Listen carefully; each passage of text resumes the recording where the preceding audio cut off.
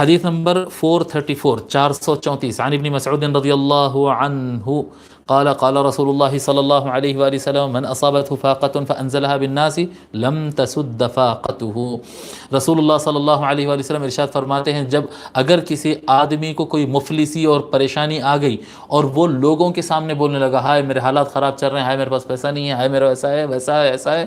جی، فانزلها بالناس، لوگوں میں بولنے لگا اس کو، اس کی ضرورت پوری نہیں ہوگی، اس کی مفلسی ضرورت مندی اس کی ختم نہیں ہوگی۔ ومن انزلها باللہ، اور وہ اگر وہ لوگ کے سامنے نہیں رکھا یہ بات کو اور اللہ کے سامنے رکھا، اپنی ضرورتوں کو اللہ کے سامنے رکھا، فیوشک اللہ لہ برزق عاجل او آجل، تو اللہ تبارک و تعالیٰ اسے فوراً یا کچھ دن بعد اللہ تعالیٰ اس کی ضرورتوں کو پوری کر دے گا۔ سو اپنی محتاجی کا سوال اپنے ہاتھ منگتے ہاتھ اللہ تعالیٰ کے سامنے بڑھاؤ، بندوں کے سامنے مت بڑھاؤ۔ اس کو امام ترمذی اور ابو داؤد نے روایت کی۔